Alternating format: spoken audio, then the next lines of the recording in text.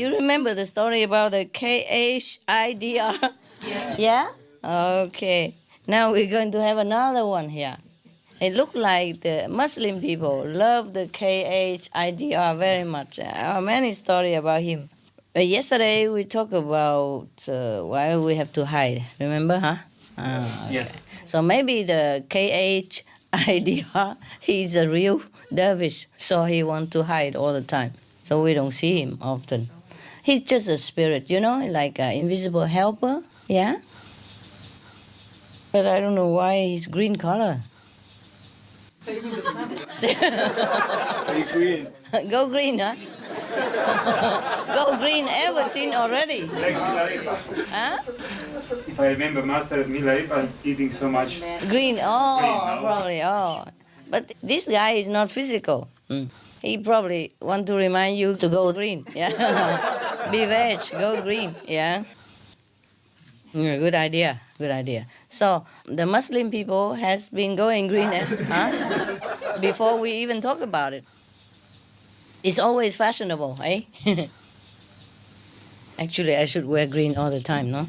But at least I have some word here, be veg, go green. Yeah? Save the? Okay, good. We are still saving it. We're trying. We try our best. Okay. We talk about the Sufism, remember? Yeah. Yes, and the Sufism is one of probably the revived Muslim at that time. We already talked about why in many different religions they have different denomination, remember? Yes. Yes. So Sufism is also one of the denomination for Islam. Perhaps later on they have to change the name, the title. In the Sufism tradition, there was a master called Ibrahim ben Adam. He was a master of Sufism at that time. Maybe enlightened, looked like, yes. Otherwise, they wouldn't have called him a master. And he sat in the forest. There was a clearing in the forest, and he was sitting there, contemplating on God, on Allah, yes.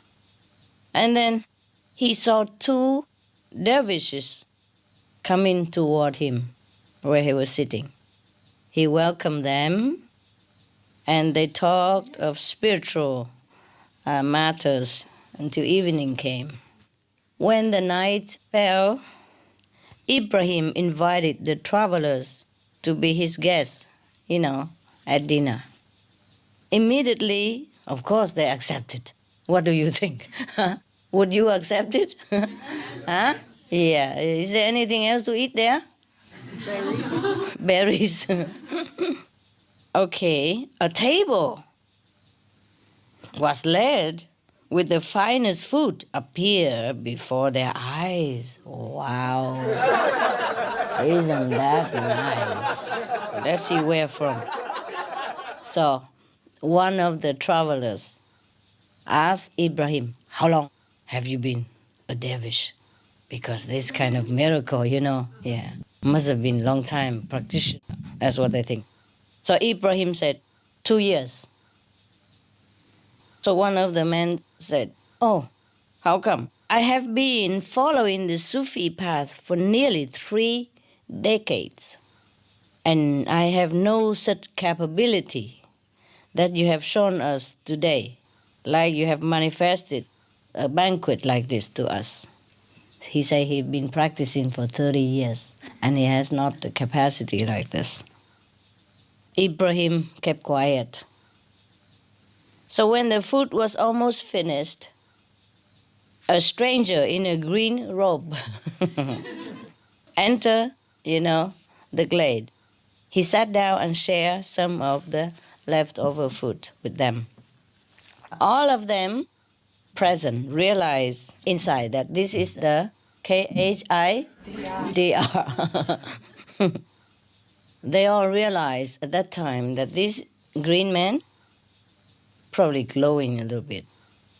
Or just go in this forest and wear green like that. That must be the KHIDR. What else? So they realized that. So they waited for him to impart some wisdom of the truth to them. But when he was living, the KHIDR said to them, you two dervishes and Sufis are the same, okay? The people who follow Sufism, they are dervishes. Yeah, either they say that, or Sufi's master, or Sufi's follower. Same, okay? You two dervishes wonder about Ibrahim. But what have you renounced in order to follow the dervish path? Remember they asked Ibrahim, how long have you been a dervish? Practicing, yeah. So he said 2 years. So now the green man, I make it short, okay? KR, yeah? The first and the last. The KR said to them, you've been wondering about Ibrahim, but you must know there is a big difference between you and Ibrahim. What difference? The two of you only give up the expectation of security and a very ordinary life. Now Ibrahim ben Adam, otherwise was a mighty king, and he threw away the sovereignty of the Sultan of Balkh to become a Sufi. See, he renounced a lot, and the other two renounced almost nothing. This is why he is far ahead of you. During your 30 years, 2, you have gained satisfactions through renunciation itself. This has been your payment, but he has always abstained from claiming any payment for his sacrifice. The man in green. After saying that, he disappeared. Wow. So, there's no hope for any of us here, you know? Because we were neither king nor queen nor any royalty. You see, there is a difference. There were same actions, but the outcome is different. Why is that? Huh? The motive is different. Yeah? Expectation different. Why does he say that you two gave up only the expectation of security and an ordinary life? What did he mean by that? Job, family, friends, relatives. If they even had a job. If he even have a family, yeah? If they even have any friends or relatives. Some don't have any, yeah? Or some relatives don't want a friend run away, yeah? And the employer always kick them out. Okay. Now, suppose they even have job, yeah? Family, friends. Then the KR, the spirit of Sufism, meant that they only give up very little. It's not much anyway. He said you just give up the expectation of security. That means that you may expect that you have security through job, through friends, help, or family support. But you expect only. That doesn't mean you guarantee you will have it. Because you see some people have a job, but suddenly they don't have job. And they have house, suddenly they become homeless. It depends on how luck turn on you, huh? Sometimes you lost your job, then you lost your house, and then your wife also gone. Yeah. Of course, where does she stay with you, huh? Mostly it's like that. And friends also say sayonara, eh? Normally. Remember the joke I told you about the bank director, yeah? The man went home and was very sad. And his wife asked him why. He said, I lost half of my friends since I lost my job as a bank director. And she asked, what about the other half of your friends? They don't know I lost my job yet. Yeah, that's what it is. So when he say you just gave up the expectations of security and an ordinary life, he meant even as you say that you renounce something, but it's not much that you have renounced.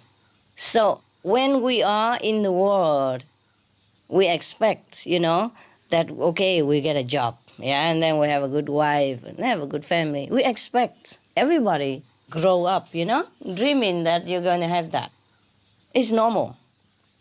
Expect, but nevertheless, not always get, right? Not always get. Therefore, many people don't have job or family broken, everything happen, yeah? So what he meant is, You just give up a very uncertainty, hope of a secure, comfortable, and good life only. You just give up that hope only. Yeah, you renounce the world. But the world might have renounced you. If not now, maybe later, yeah? Or already did, yes. So it's not much that you say you renounce. And nevertheless, for such a little thing that you gave up, you are proud of yourself, feeling you are monks this, monks that. The dervishes means the monk of the order of the Sufis, the official monk, yeah? So they were proud that they have renounced everything. And they think that is like a reward to them already. They are very satisfied that they are the monks, you know, in appearance. Like, okay, they are something, yeah. They dare to renounce the world. They did not attach to the family that they don't have. They didn't care about the money that they did not earn. They didn't cling to the house that they mortgaged, that the bank took away already. Or for example, you know, even if we have job, we have family, there's no guarantee at all in this world. So if we renounce just a little bit like that, it's not much in any way. Even then, it's difficult, I'm telling you. The KR say that the reason Ibrahim has such a merit, you know, and couldn't even acquire some magical power is because he renounced a lot. He truly renounced in the whole sense of the word, that renouncing, yeah. Because, you know, to be a king is powerful, no? And you have servants, yeah? You have many wives. In the old time, all the kings have many wives, you know? So for that reason, Ibrahim, the master, has more merit than these two. Is it fair that we judge somebody by the amount of possession that he throw away? No. Is it fair? No. No, is it? No, huh? No. Probably the KHIDR were looking through their heart, you see? That's why he said also that for 30 years as well, you have gained satisfactions through the renunciation itself. They took the mean for the end, you see? They think they renounce the world and that is already great. So they took too much pride in it. And that's why it's nothing. It's just ego, pure ego. Because in any country or in any period of human race, if you are monks or nuns, people respect you in any way, yeah? They bow to you, they give you whatever they have, you know, always hospitable to you whenever you pass by their house. Or not all, but at least the one that belong to your denomination. Yes. So people give them so much privilege. So the monks and the nuns would be very difficult to keep their ego in check. This is the most difficult to renounce, the ego. Therefore, these two guys, although they renounce everything that they have, if they had any at all, they still cannot renounce the ego. Because everybody thinking, oh, they are monks, they are renunciates, they are dervish, you know, they are holy.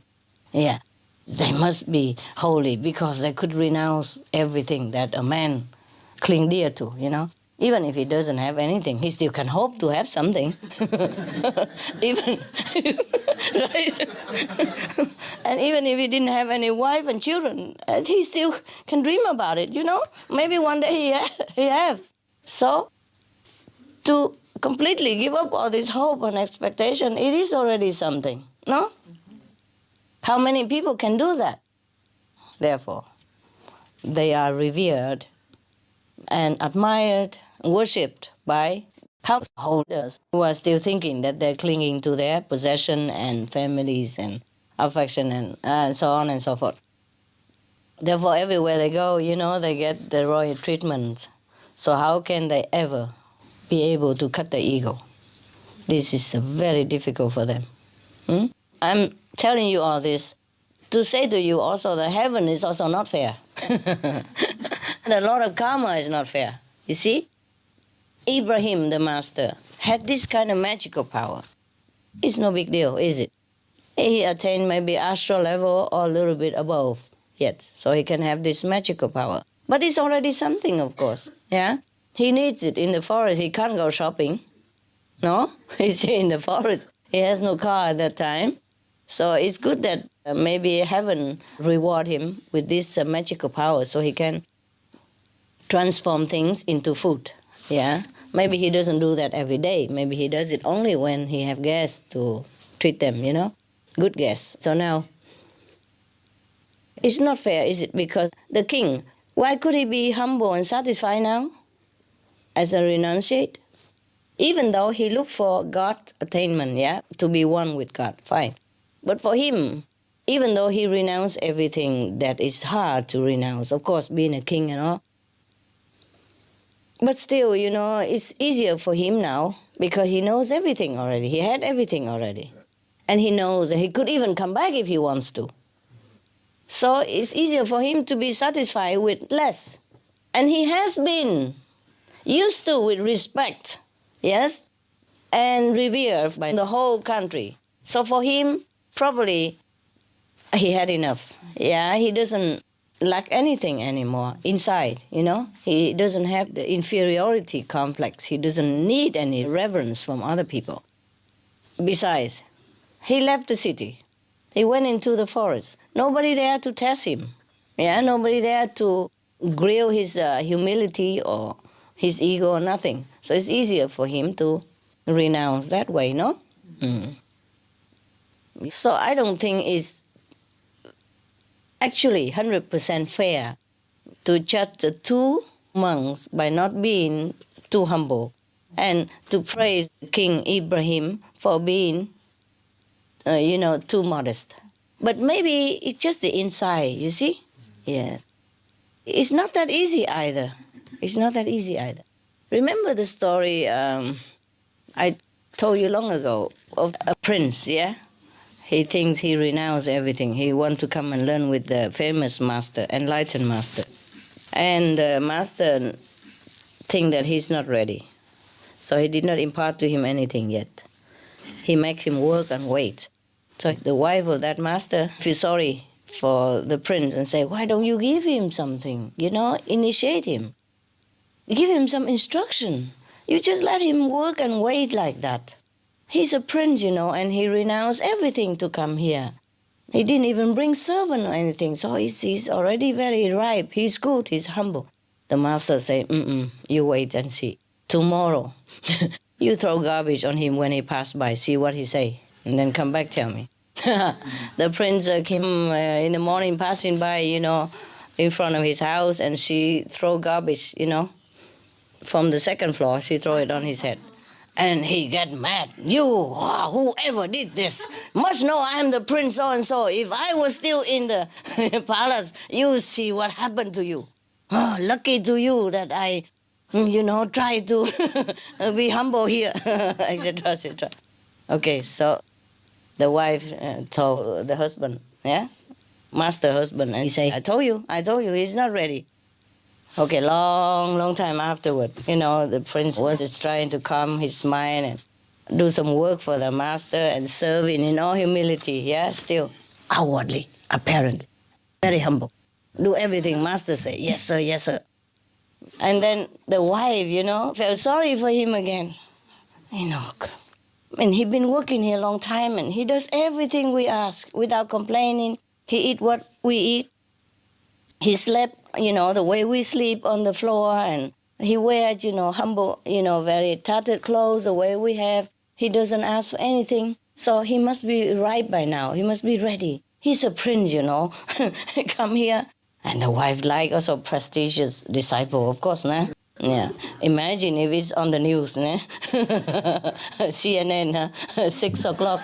Okay, love it. So the wife keeps saying to the husband, the master, please give him something. She worried that he will be out of patience, yeah. Maybe she felt sorry for him, maybe because the wife is not necessarily be as a high level as the husband master, no, even though they're together, but doesn't mean that the wife is the same level.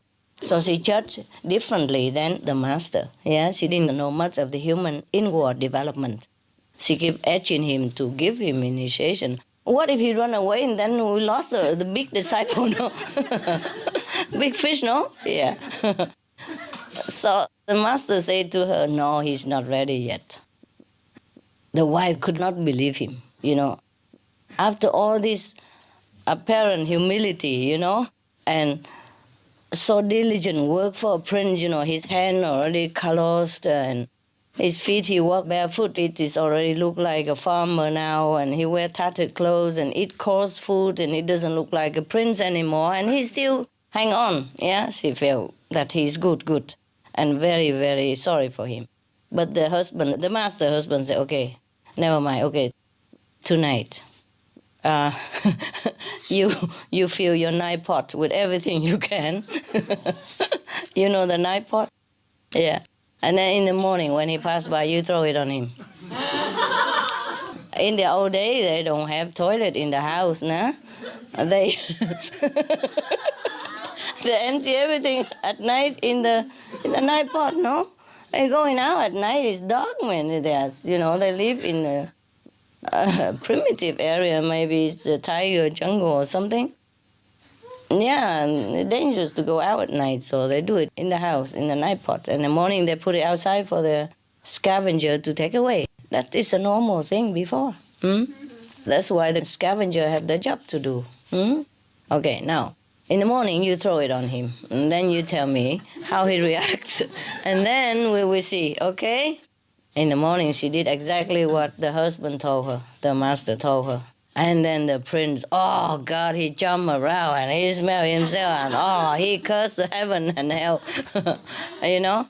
But of course, afterward, he felt that he should not do that. Of course, he knew a little bit, but he didn't know who did it anyway. Okay, fine.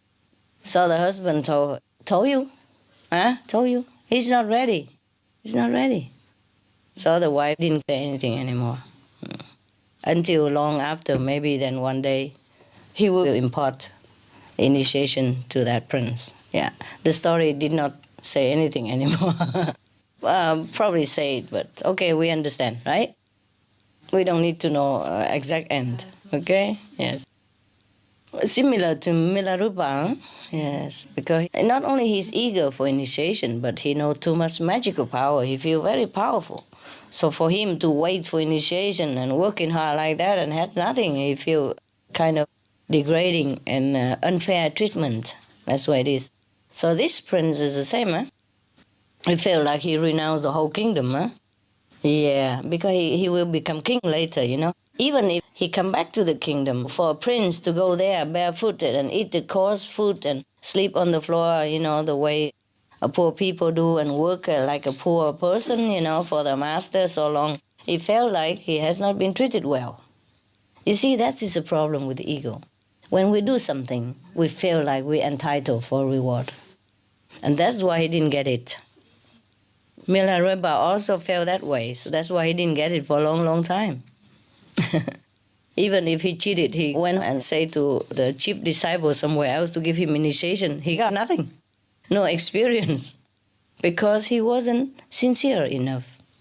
So it's probably, in this book, it's not the judgment about the two people, the two group of people action, the king and the two commoners, but it's probably more inside of them, you see? Because these two, the KR, knew their inside out, that they had been too satisfied with the great act of renunciation.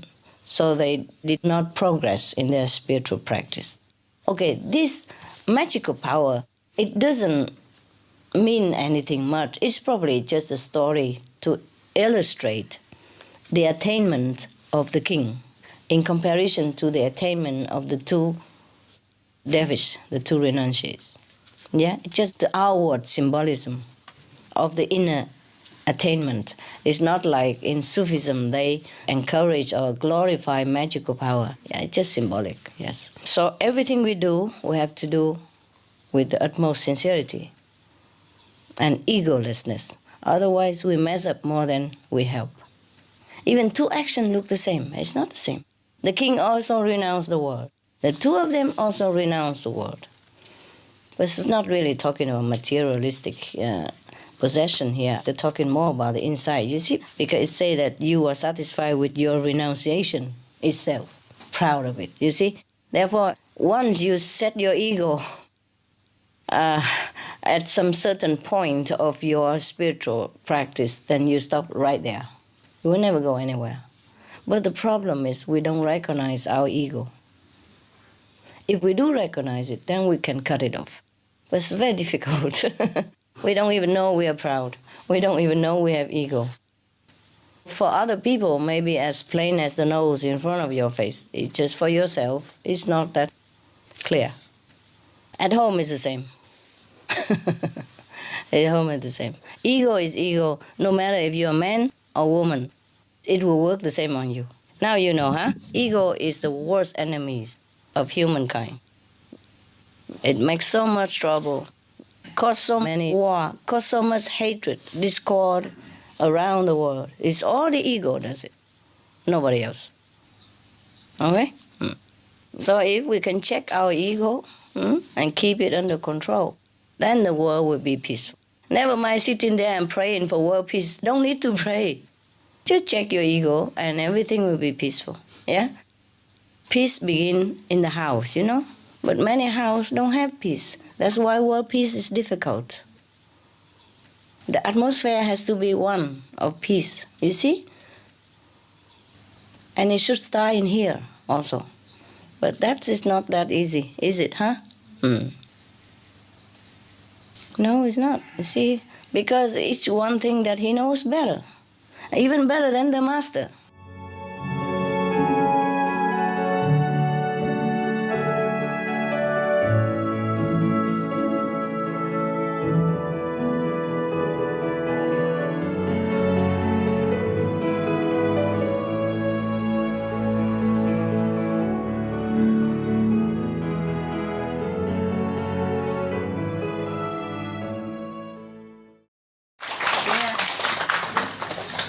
Hello. How are you guys? Good, yeah?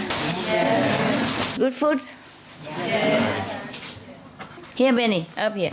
Here. you can see yourself. Okay. Up. Oh, wow. Yeah.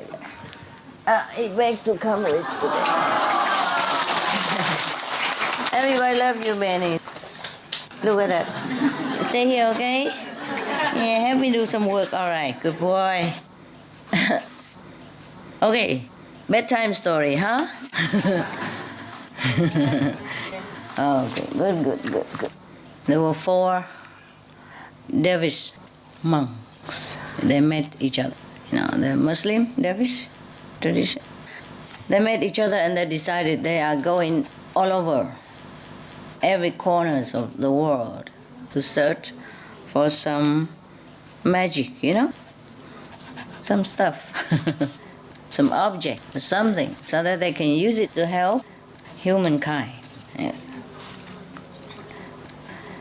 They think that they have studied everything that they should have studied.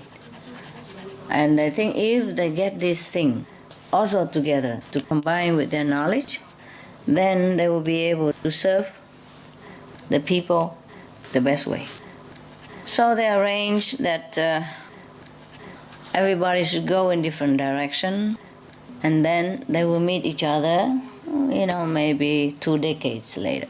Wow, if they're still alive, these people are very, very optimistic, huh? Well, after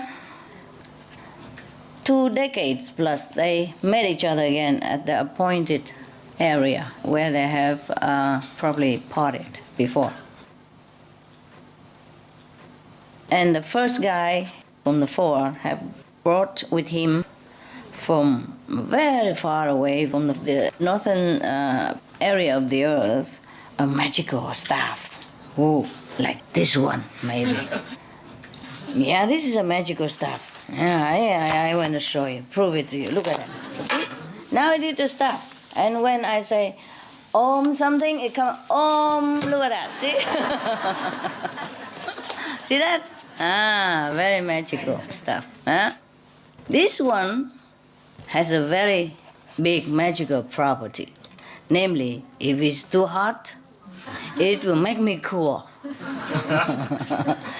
When it's raining, it may keep me dry.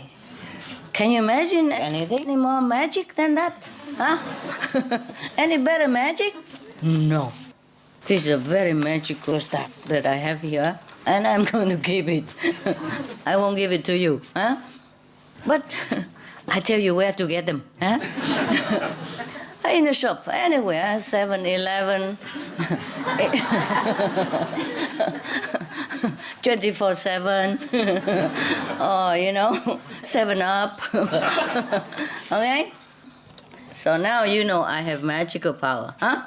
All these years you have been suspected all along that I truly have some magical power. Now finally you saw it with your own eyes.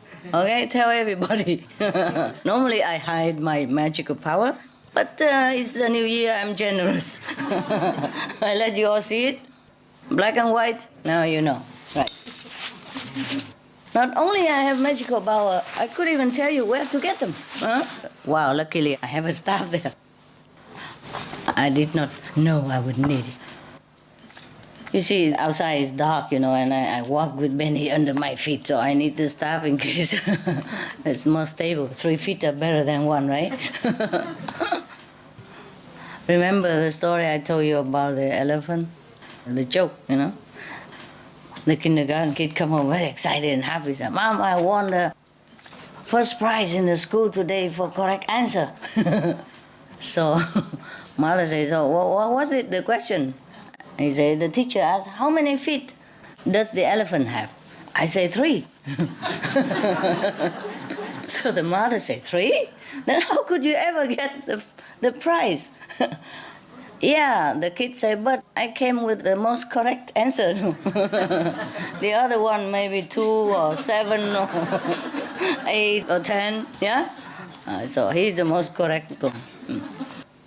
So the first one brought with him the magical stuff, similar to the one that I have just demonstrated to you. Maybe a little better, maybe cheaper. Yeah, cheaper in price, but have more magical power than mine. The staff is very special. Anyone who rode upon it could reach his destination immediately. Wow, that's a very good instrument. I wish I have one. I can exchange this one for that one willingly, yeah? And give him some also blessed candies, to make up the differences, yes. So now, the second monk, this dervish tradition in Muslim, they have rank, like in Buddhist, they have like the most venerable and then the reverend, yeah? Thượng tọa đại đức, and in Christian they also have, number 1 is a pope, we all know, and then cardinal, yes, and then archbishop, and then bishop, etc. So the second one brought with him the magical hood.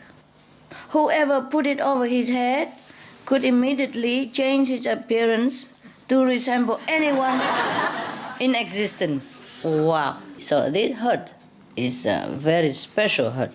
If you put it on your head, yeah, and then you look exactly like whoever next to you. So that's a very good disguise, huh? The first one brought a magical staff. The second one brought a magical hood. The third one, he brought with him from the very extensive travel in the East, a magic mirror. Something I have here. Something like this, a mirror. You see? It doesn't look like anything. Does it look like a mirror to you? No. Look. See, magic mirror. Wow.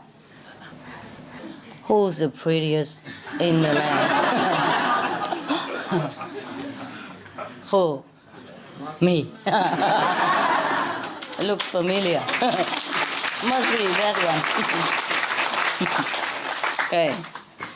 So he brought a magic mirror here. This mirror is very special.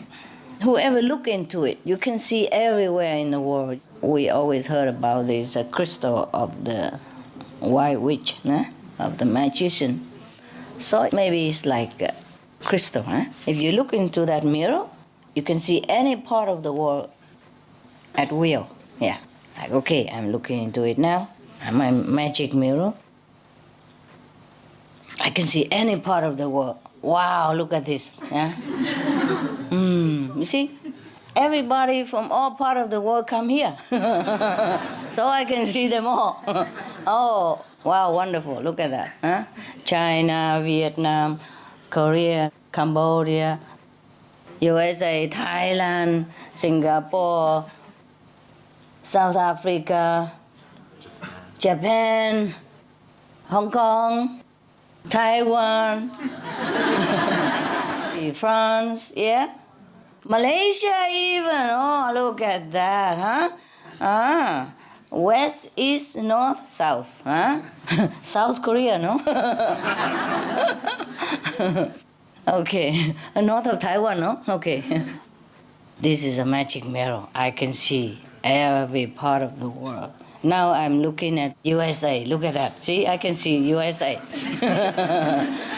South Africa, for sure. Are you in South Africa? Yes or no? Yes. Yes, see that? Are you from Thailand? See Thailand. Taiwan? Taiwan. See, I can see Taiwan from my magic mirror. Wow. This is truly a magic mirror. I'm telling you, you can buy them. Cheap. A few dollars. I have everything. Look, I have a staff. I have a magic mirror. And I have an invisible hood that whoever nearby, I look like that person. The four dervishes. He brought with him from the very far end of the southern sphere of the earth a magical cup. Yeah, look at that. I even have this magical cup. Wow, this one is more magical. Let's see what the cup does. Oh, any disease could be healed by this magical cup. Maybe not this one, the one in the book. Okay, let's see if this one can heal any disease. Maybe some of the disease. You know, like thirsty disease, yeah, dehydration disease, sleepy disease. If you put in it, and you won't feel sleepy and tired anymore, huh? Oh, wow, that's wonderful. And if you put any medicine in it, if you're coughing, you put cough medicine in and you drink it, then you have no more cough, right? This is also a kind of magic cup. It keeps the hot thing hot and the cold thing cold. Now, wow, I also have magical cup. Let's see what they all do with all these things. Check it out. If I'm healed of any disease first, okay? Cheers. Some kind of liquid. A little sweet. And it's warm. I don't know since when it's been here, but it's been kept warm. So it's a magic cup. How long it's been here? Must be maybe many hours already, right? See? So I have also a magical cup. If you keep here a few hours, it's still warm. Okay? So it's magical. Normal cup, it won't keep warm that long, right? Huh? So this is a magical cup for sure. You keep it because it's magical. You know, this kind, they're lining something inside. The shining stuff. They're lining with glass, yeah? So it preserves the heat, yeah? Reflecting the heat with each other all the time. So it keep warm. You keep cold thing cold and keep warm things warm. So you put ice cream and coffee together in there, it'll be okay. I keep cold things cold and warm things warm. All right, so now the four dervish, they are now very, confident with all these magical equipments. So first of all, they look into the mirror to see where the source of water of life. So they can go and find it first, so that they can live long enough to use other magical instruments. Yes. The source of water of life, you know where to find? Anybody know? Yes. Here where? With you, Master. Here, in yourself. I have it, you have it. Yeah? We all have it.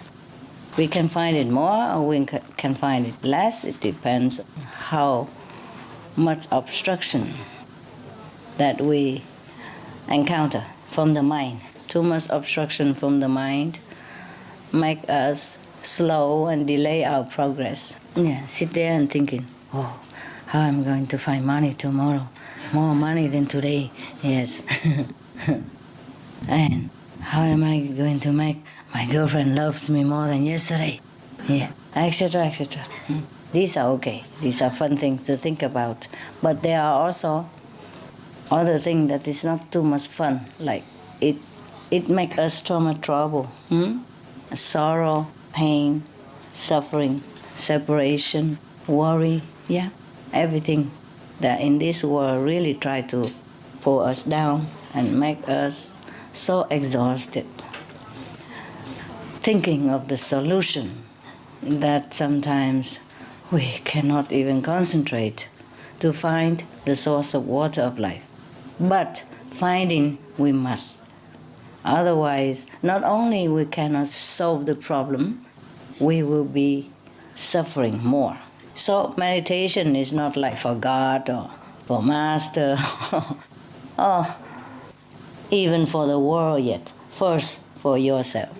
Because without it, without water, we die of thirst.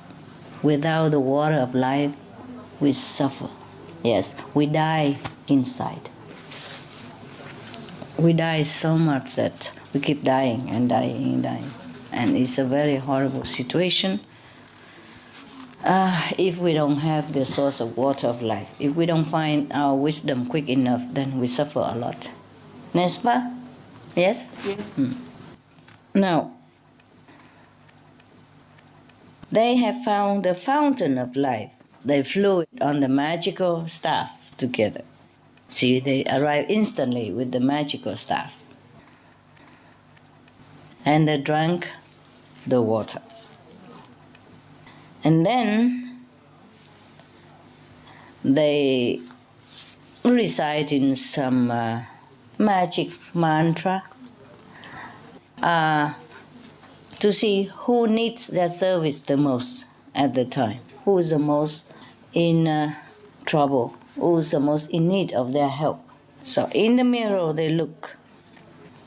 They saw a man who was dying. He lived very far away from where they are. But yeah, no problem, they have magic staff, right? It's just mounted on the magical staff, and then in an instant, just an instant, they immediately arrive at the house of the needy man. The man opened the door, but it's not the sick man, yeah? And the four Muslim dervish said to his doorkeeper, we are magical, famous healers. Your master of the house is sick, we understand. So we want to come in and cure him. Of course, the master of the house heard that. So he invited them in.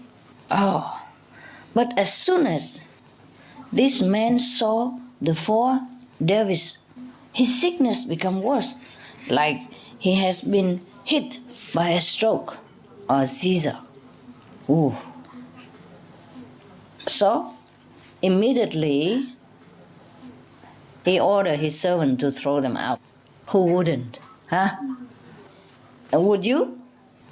somebody come and say, oh, he come to heal you, and when you saw them, you become worse.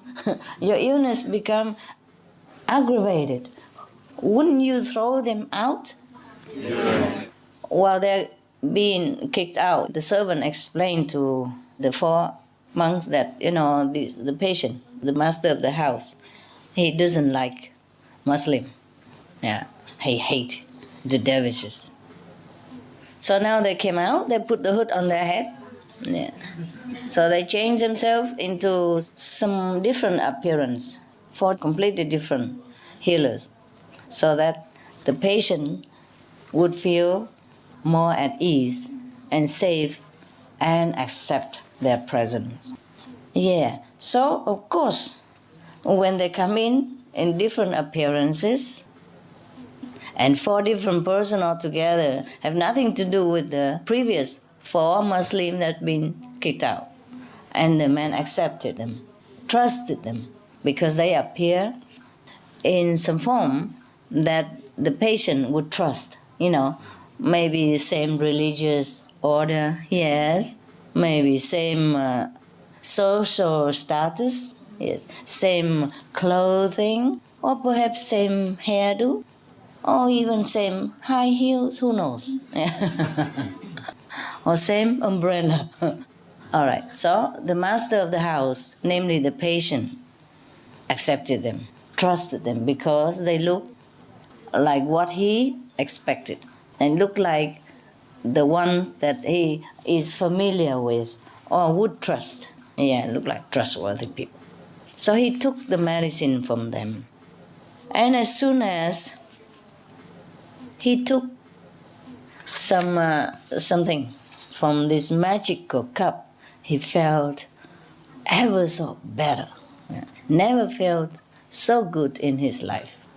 Now, because this master of the house, the patient, he's a very rich man. After he was healed, he rewarded them with a beautiful house so that they can settle down.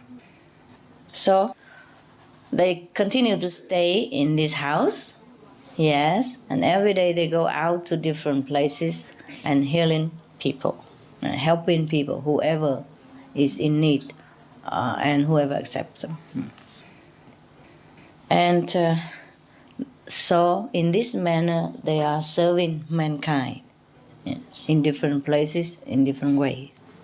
One day, 3 of the dervishes went out, yes, and only the one with the magic cup stayed at home. And then suddenly, the soldiers came to their house and arrested him, the one with the cup. He was very afraid, yes, to know what happened, but it turns out that it was nothing to worry about, because the king of that country had heard of their magical power. So he wants to take this man to the court in order to heal his daughter. Yes, his daughter is sick, that's all. Because she has a very strange illness that no other doctors can heal her. Now, he offered her some normal medicine that she has already been taking, but he put it in the magical cup. It didn't work because he forgot to look into the magic mirror. Maybe he didn't change himself to suit the taste of the princess. Maybe he looked too ugly. Yeah, and the princess feel worse. Maybe the princess was in love with some handsome guy. And this man looked like the worst of all the guys that she have made. Make her sickness worse, hopeless. Oh, terrible. Because the medicine did not work, even though he put it in the magic cup. The king ordered him to be nailed on the wall. Oh, that's terrible. If cannot cure, why nail people? Huh? What for? Just throw him out, that's it, right? Well, it happened, even sometimes the most famous doctor cannot always cure a person when that disease is incurable, right? It happens, yes. So I don't know why this king is so fanatic and bad. Anything at all, just kill people. Anything at all, nail people. Yeah? Terrible.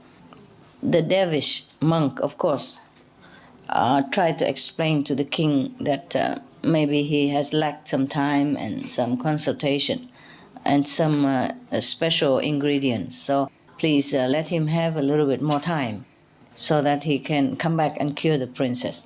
But the king, hot temper, very dictative.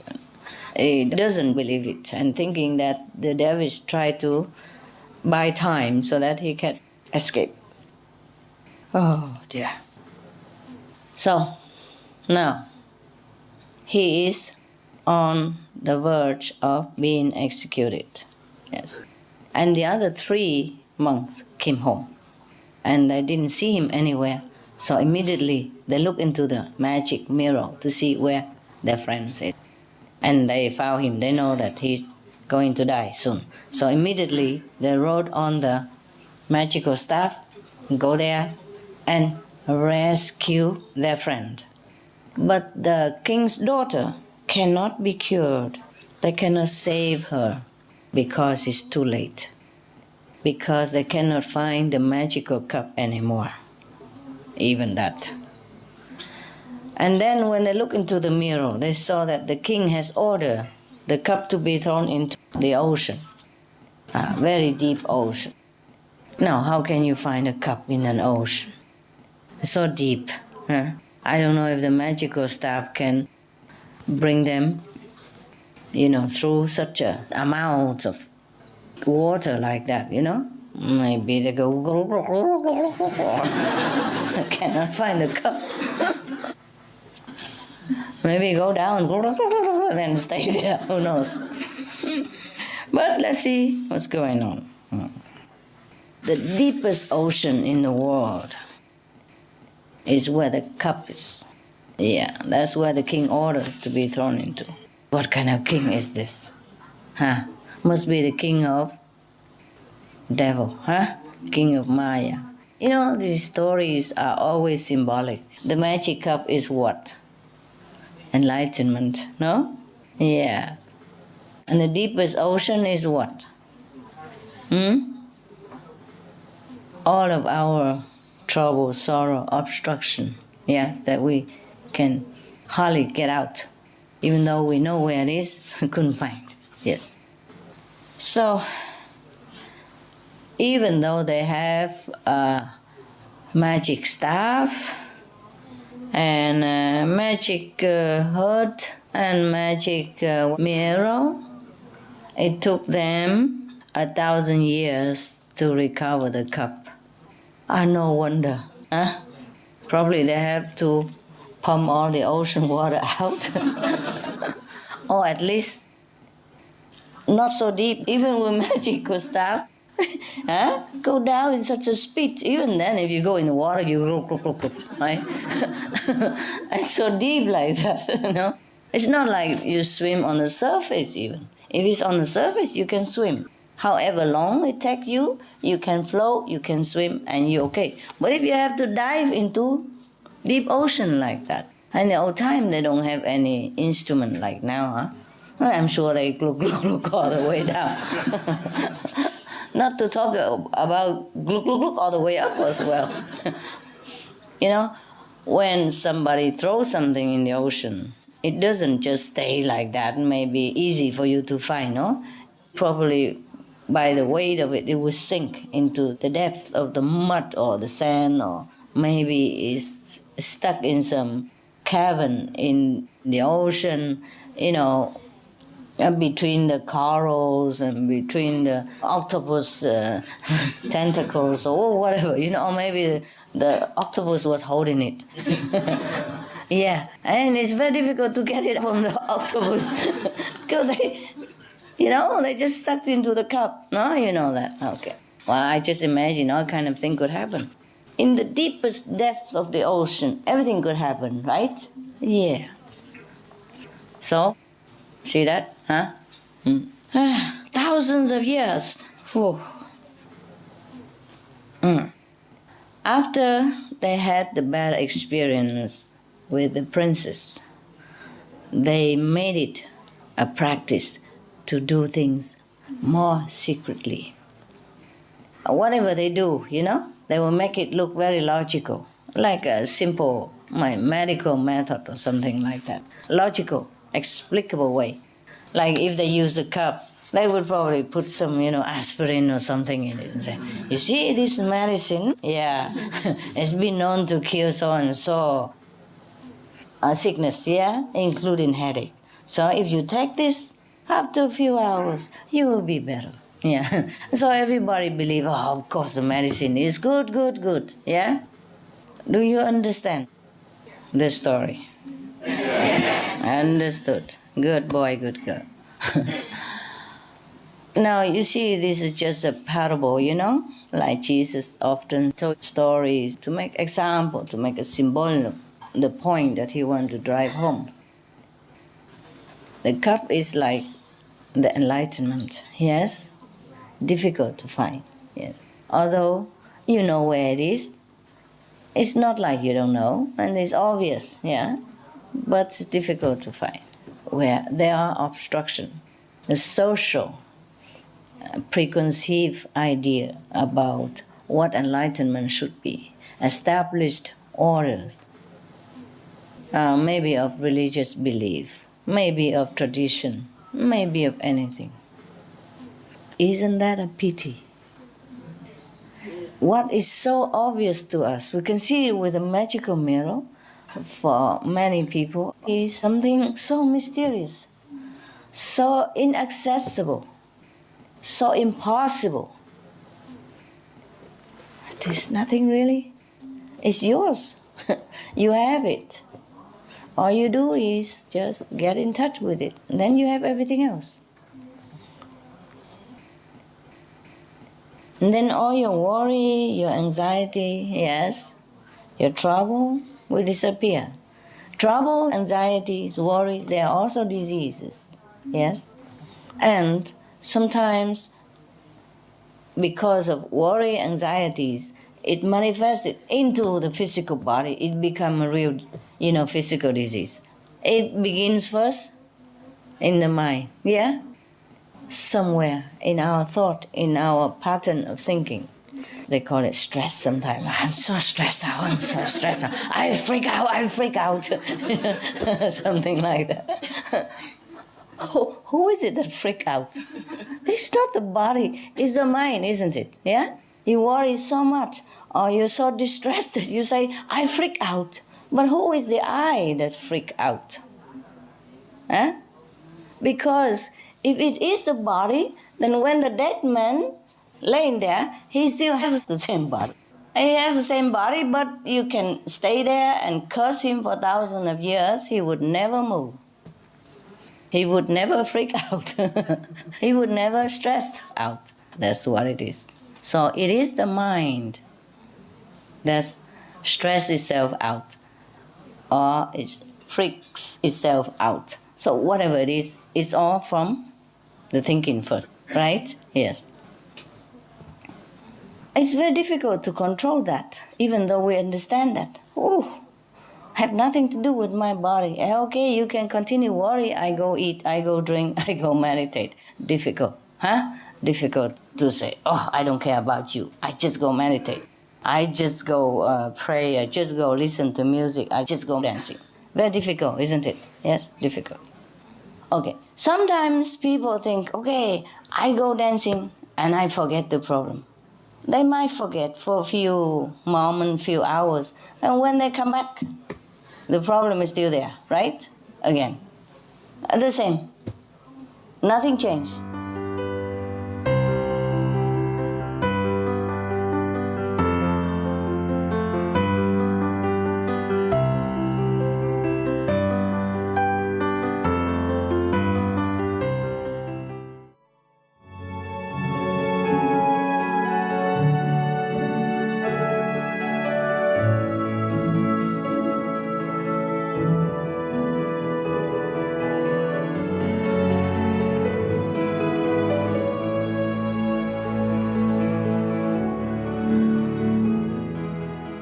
I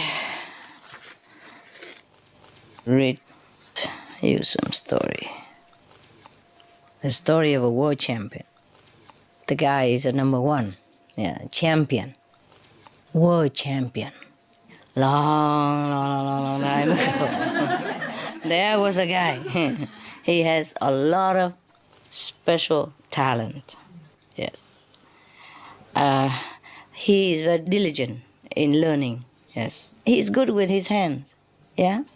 And he's diligent. Therefore, anything he can learn. He learn fast, and he does it good. When he's only at the tender age of 20 years old, he was already famous as the most talented artisan. So he became very, very arrogant. Yes. And therefore, he decided that he's going to learn more and more of this other skill so that nobody can compete with him. Thus, he became even greater and greater and more famous. Yes. So he packed his tent, with his steel cup. You know, the one that you use for Meli in the retreat. Yeah. And then he went all over the place to try to learn different skill and different art, of different trade. Not just in this country, but he went all over the world. Every country, every nation, every little corner, every village. If he heard of someone who was skillful in some special craft, then he would go there and try to learn it. Because he's very diligent and he has the motivation to be a world champion in craftsmanship. So he learned very fast. He has the talent also to learn fast.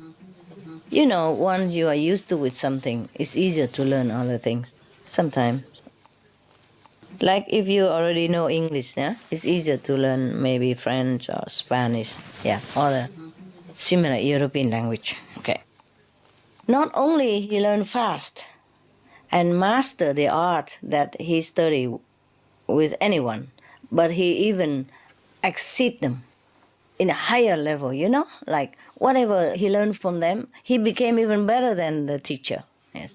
And not only he learned about the craft, handcraft and all that. Before we only have handcraft, we didn't have machine. Anyway, he's famous for a good handicraft person, and in any art at all. Because handcraft, there are many things, like lamp, or you have woodcraft, carving, sculpturing, yes.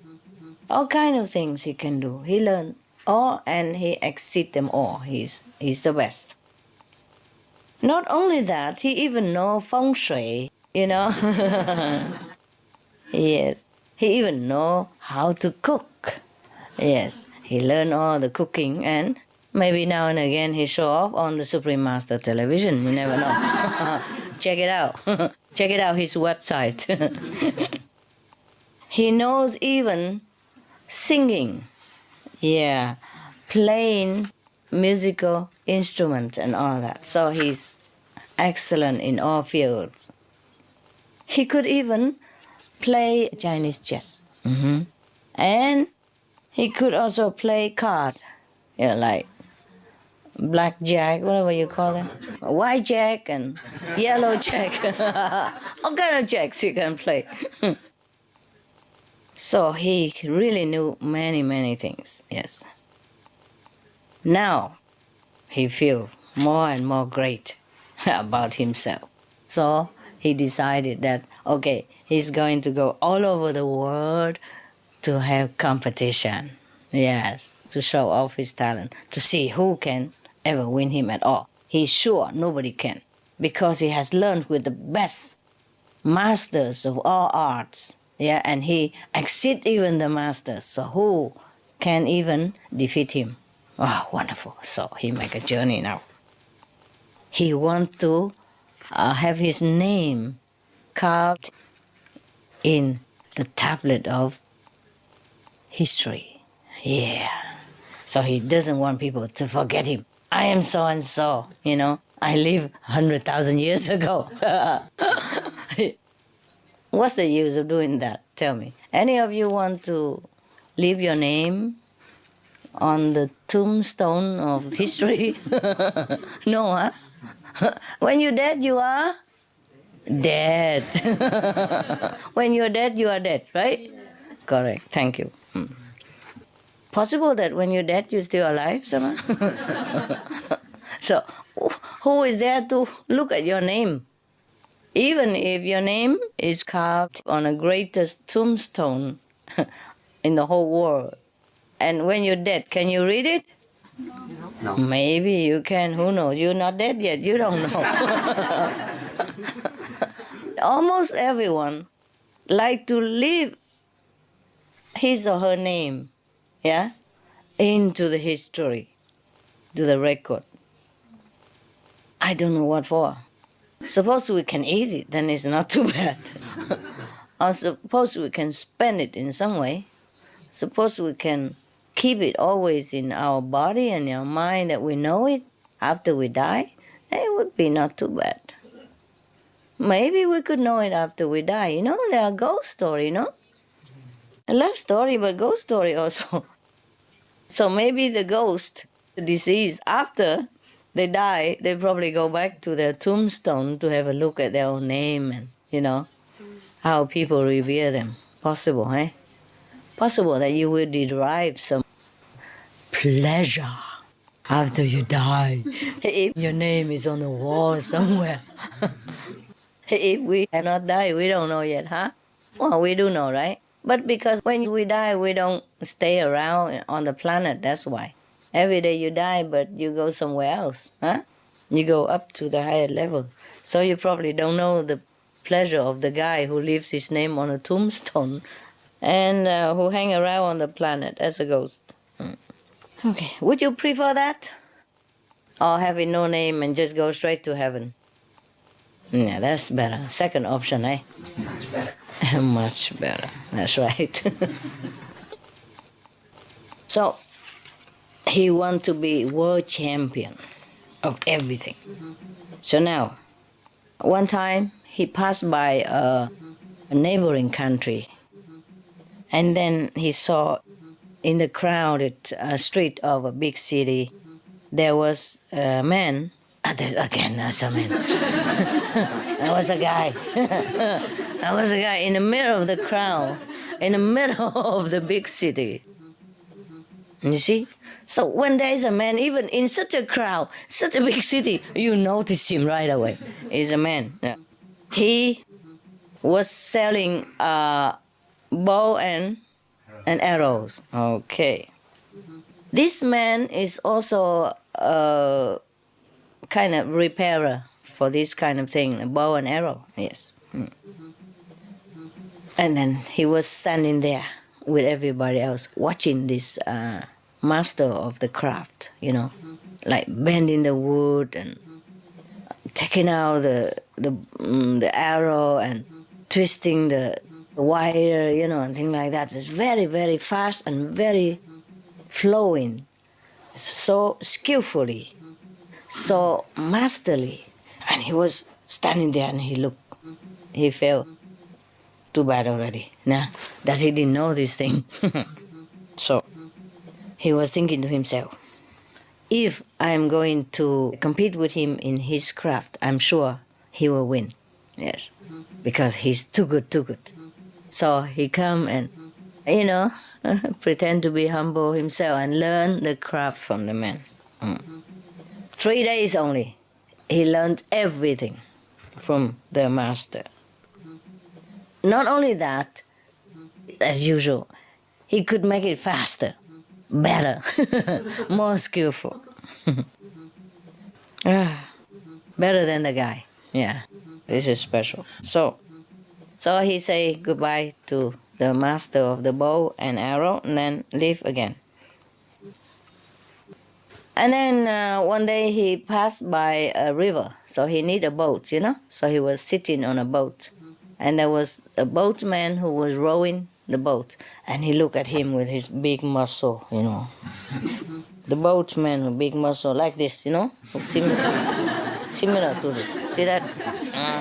Yeah. So he was thinking, oh,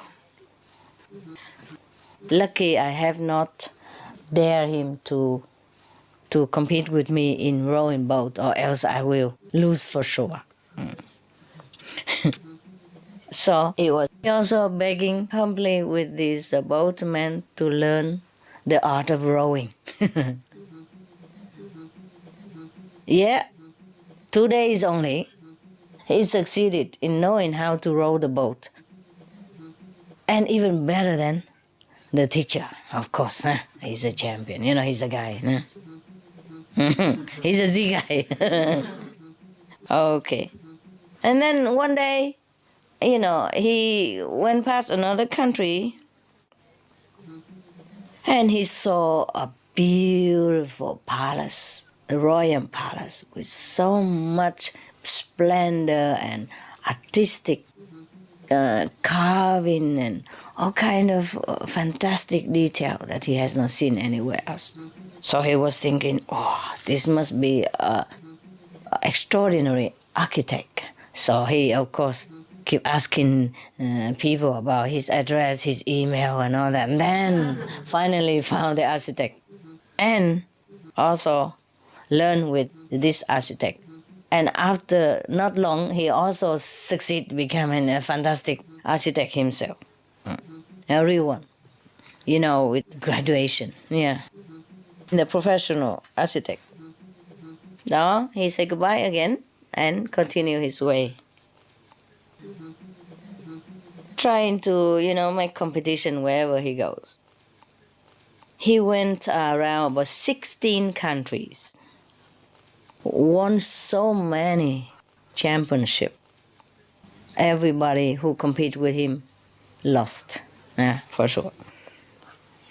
So in the later days, when anybody or the best of the artisans heard of his name, they bow their head in awe already. Yes, they don't dare to go out and compete with him ever again. All of them. So now everybody praise him as the best artisan, the one who make craft, all kind of thing. He is the best artisan in the whole world. Yeah, now everybody, you know, worship him, revere him, praise him. Everywhere he goes, everybody know who he is and what he is. So he's feeling very proud and happy. For a while. You know, let's face it, even if you're the most famous person in the world, how long will you enjoy your fame? Huh? How long will you satisfy yourself with this kind of grandeur, hey? You can't eat it all day, no? Breakfast, lunch, and dinner. Even the best food in the world, if you keep eating it every day, you also feel fed up, no? Right. So therefore, this guy is the same. After enjoying this glory for a while, he became a little bored. He felt a little lost, you know, lonely, because nobody could match him. Oh, that's a terrible feeling. You are alone in the world, like you're on top of the mountain, all by yourself. Ooh, wouldn't it be nice? Yeah, many of us would like that, no? You always complain to me, oh, Master, I like to go in the Himalaya, sit in a cave somewhere and meditate. Yes, because I'm so bothered by family, you know, friends, job, trouble, tax, you know, bills and all kind of things. I'm fed up. I like to be alone in the Himalaya. Yeah, not long either, you know. Yeah, you feel also bored alone there. Maybe not. Truly it's nice to be alone. Have you felt that way sometimes when you have a chance to be alone? Yeah. Wonderful, huh? Yeah, talking about it. I know it well. The niceness of being alone, of solitude. the mental tranquility, no bothering, no worry. That's the nicest thing you can have in the whole world. You could be alone and do what you want. Yeah. Not just meditation, but just be alone. And the mind's more calm, all the people's ideas, questions, demands, not dancing in front of your nose anymore. And you just calm down and you just be yourself. Yeah. You can see yourself clearer, better. Yes. And sometimes better idea comes out. But the thing is, better ideas come out, we better go and use it to serve the world. That's why we come out. Or else, it's nicer to be alone, chewing over your ideas. So, he was very lonely. And then the Buddha know about him. Now, there comes the Buddha in his life now. The lonely and isolated and, too much of the good things. Like, the Buddha wanted to help him, this champion. So Buddha, of course, wear the monk's robe, like a bhikkhu, and then he has a arm bowl with him, for food. And he came and meet the guy. The man was very kind of surprised, like a little bit perplexed, because wherever he went before, up to now, nobody was Buddhist. Yeah, there was no Buddhist where he has traveled. So he doesn't know what kind of clothes the Buddha was wearing. He felt, this is a very funny clothes. So he asked, the bhikkhu, the monk, he called it bhikkhu. I have gone, visited many countries, but I have never seen anyone who wears such clothes like you do. What kind of profession you have? If your craft, anything different from other craftsmen or other artisan or not? So the monk who was Buddha answered him, say, my profession is repairing the mind and the body. Like speech, body and mind, something like that, Okay. The guy has never heard of such a profession, So of course he asked, how you do that? With what kind of instrument? Like, okay, if you carve the wood, you have to use a carving knife. You do the sculpture, you have to use sculpting instrument. And what kind of instrument you're using to repair the body and mind? Yes, this is a very strange profession. And he was very surprised and interested. So the Buddha, of course at that time he doesn't say he's a Buddha. And the guy also wouldn't know what the Buddha means anyway. So the Buddha explained to him that if a person who wants to repair and adjust his body and mind, whoever wants to do that, must have a very special talent. Yes. That you can have a victory over yourself first. Because if you have not had victory over your own self, then you're not a champion yet. You're not great yet. Yes.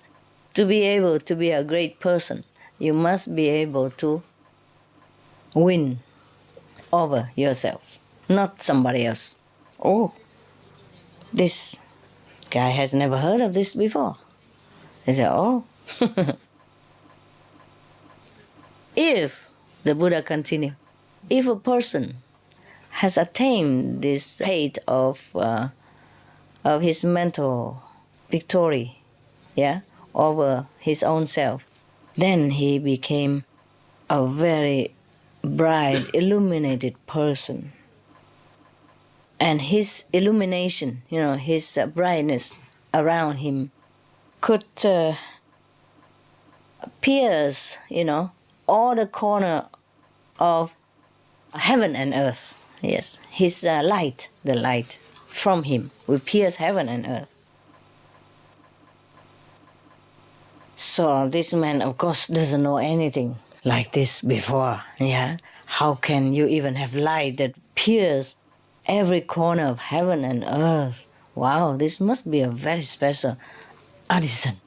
Okay, so the all-star world champion was very interested and very happy. So he, of course, begged him to teach him all this craft, how to repair and adjust your body and mind. So, of course, Buddha taught him the 6 perfection in the Diamond Sutra. Something like 布施哈、持戒哈、忍辱哈、精进、禅定、聚会. Yeah, do charity, good deed, keep the precepts, diligent in your practice, patient, endurance, meditation, yes, and then wisdom, etc., etc. There's a lot of things that he have here also, tons of stuff that the Buddha taught him. The Buddha further told him that only the one who can have victory over himself could be truly liberated. Yes. Even if you are very, very good in any craft at all, this is only for earning a living. Even if you win over the whole world, you're champion of the whole world, this is only temporary. Yeah, nobody remember afterward, and you can't do much about it. You still die like everybody else, and you will not know where you're going. So, the Buddha kept teaching all that. He said that if you learn to have victory over yourself, that is the best victory, the only victory you should have. And then you will be able to liberate yourself from the circle of life and death forever. I agree. Oh, don't you agree? Yes. Could be like that, huh? Should be like that. Yes. So after just listening to the Buddha's advertisement, the champion, of course, loved very much and, respectfully bowed to the Buddha and request him to teach him. After a while, he also became Arahant so quick. Luckily, he didn't surpass the Buddha like usual. Become Arahant. That is a very enlightened person already. This is a story in a Buddhist scripture. Huh? Probably it's a true story. Yes. I don't know who told the story. Maybe the Buddha told his disciple and the disciple recorded. So the champion of the world became the champion of himself.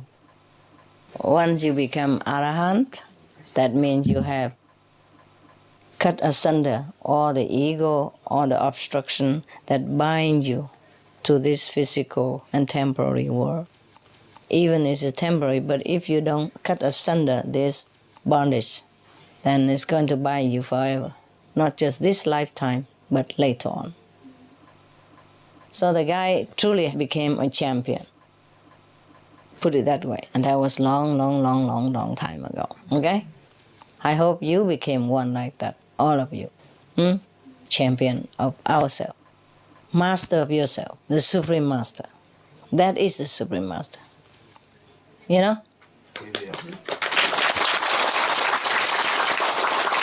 Okay. So, it's no big deal to become a champion of any kind, even boxing champion or karate champion, anything champion. If we don't win over ourselves, then it's no use. We will die.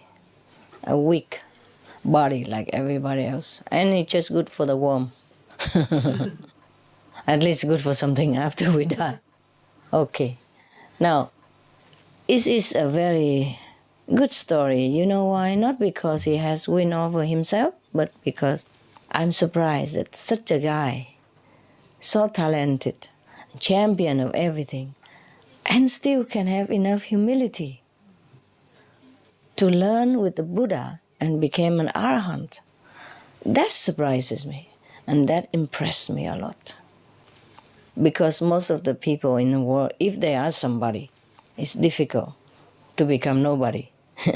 Because in a spiritual practice, we truly have to become nobody in order to become somebody, right? The ego has to be gone so that we can do great things.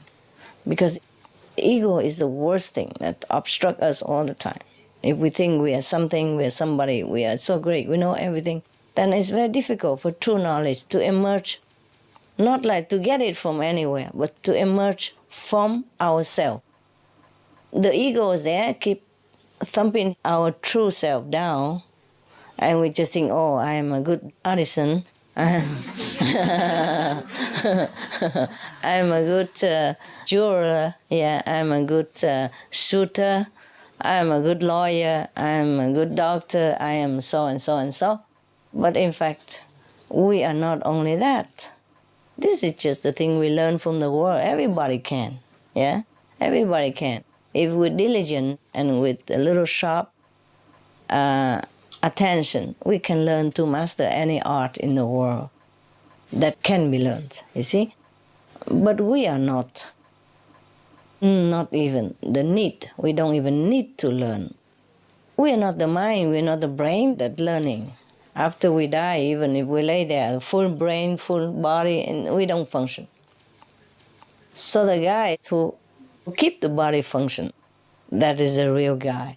That is the true self, and that knows everything without learning, without needing any craftsmanship, any study, or any practice. I'm really surprised that such a man like this, who knows so many things, who travel the world and master all kind of art, and still is humble enough to bow in front of a Buddha and accept him as a teacher so that he can repair, adjust his body and mind. That is difficult, eh? Very difficult already. But because he can do that, that's why he can learn fast and become Arahant very fast. I guess after he climbed up to the mountain of fame and glory, he realized in his heart that these are nothing. Nothing at all. But a lot of people in this world die for that, for this nothing. Yeah? A lot of war has been fought over this nothing. A lot of life has been lost over this nothing.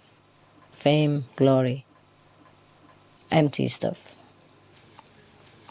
Yeah, I'm not talking about like somebody is already in a position of fame and power, but truly using the position to serve others. He has to continue because he wants to help others, either to help them in time of need or help them to know themselves or help them to stand on their own feet. You see, they're already in that position, they're doing it. But these people, they truly want to serve. They don't have the heart to want to gain something, even if they had the position, great position or not great position. It's not their motive to gain some attention. In fact, these people mostly, they don't really like attention too much. They shun the publicity. It's just that they have to endure it for the sake of doing their job. Like, for example, maybe you are president of the country, huh? Yes. It's not like you really wanted to be a president. But since you are young, you already groomed in a political party, yes. And because you're good, everybody trusted you, voted, yes, you to be presidential candidate, for example, like that. Okay, then you have known nothing else, then you just have to continue with your job. But not necessarily that you want that job. You do it because people trust you, because people want you to do it, to serve the country or to serve other people, to serve the world in whatever capacity. So it doesn't mean if you are president that meaning that you really want fame and gain, and not necessary. It's in the heart, yeah? No matter what you do. It's not the outside that counts. It's inside that you know yourself, whether you are stuck with the fame and glory or not. Yes? But it happens like that. So in the old time, there are also many kings who executed his duty as a royal monarch but not attached to that position at all, whether he has it or not. If he has it, then he continues to serve his country. If it's taken away from him, hey, go rest. Go sleep. Yes. Like King Rama, remember? Yeah. Yes. Some of other king. In Vietnam, there was one king like that. He refused to be a king.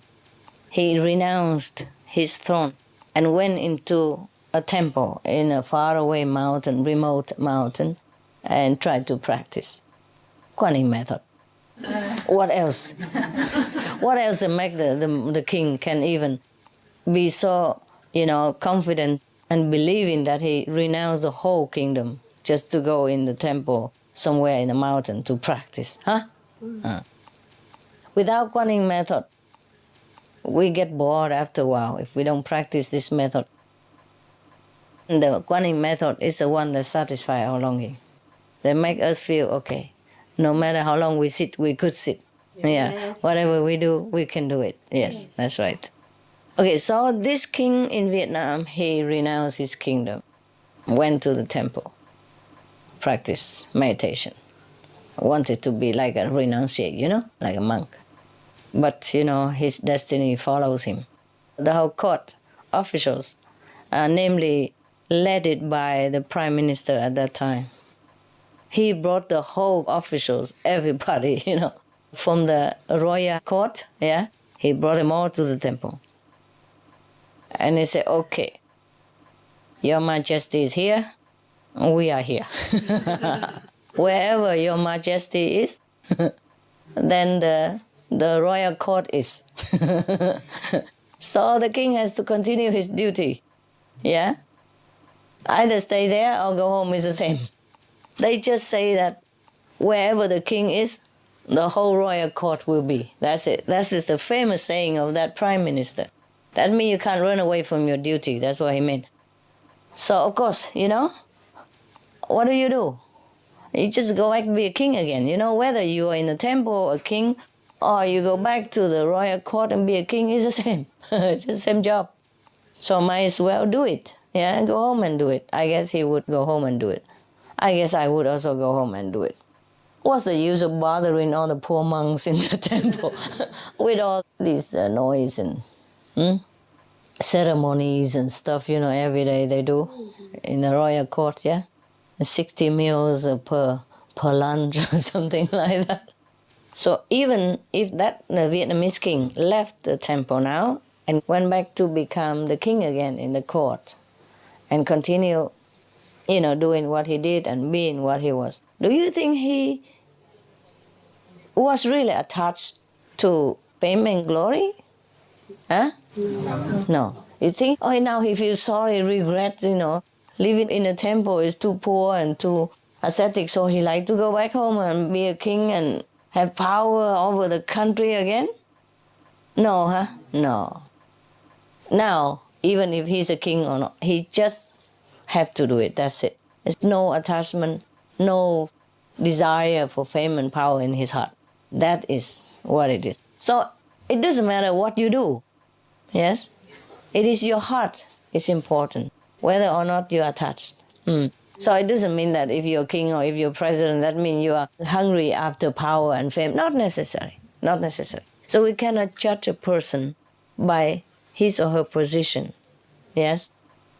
But you have to know that person in the heart, Okay.